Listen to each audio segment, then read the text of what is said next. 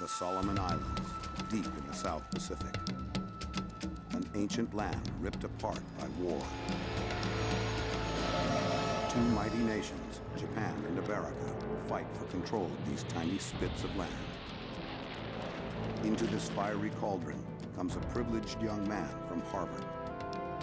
A young man unprepared for the horrors of war. In this savage arena, he would be tested to the limits of his endurance. No one could possibly anticipate the tragedy and the sense of loss that these men and women experienced. And it was here that he would experience every naval officer's nightmare, the sinking of his boat. Now, some 60 years later, explorer Bob Ballard, the man who found the Titanic, has come here to pull back the veil of history. This was where he was made into a man. He came into this still a boy, and he left a man.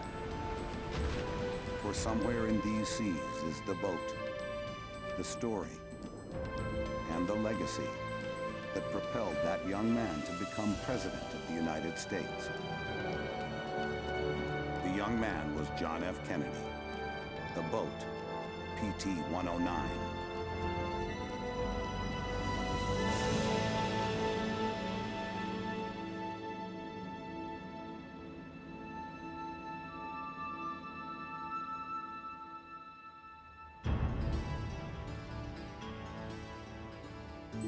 This is the research vessel Gray Scout.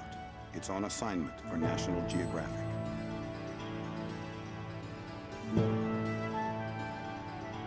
Hundreds of miles northeast of their home port in Gladstone, Australia, it's steaming through the Coral Sea. A converted supply vessel, it's rigged for underwater exploration. It carries 2 remote-controlled video robots, side-scanning sonar, and a crew of dedicated technicians. We want just enough so it's not too fast, but enough so that the vehicle's going to want to drift aft. It looks like we'll get up into Black and Strait early, like 7 in the morning or so. They're on their way to the site of some of the most savage naval battles of World War II. The Solomons.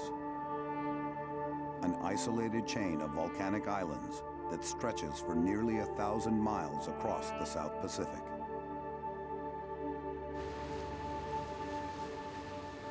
Here, the Gray Scout will rendezvous with the man who found the Titanic, the Bismarck, and who combed the Black Sea for evidence of Noah's flood, Dr. Robert Ballard. This time, Ballard is after a much smaller prize, but a prize that's no less significant. John F. Kennedy's PT-109. There's so many incredible stories about human struggle and human events, and certainly for President Kennedy, a young man at that time, this was when he became a man. I wanted to come to this spot. I wanted to use this expedition as a way of telling that story.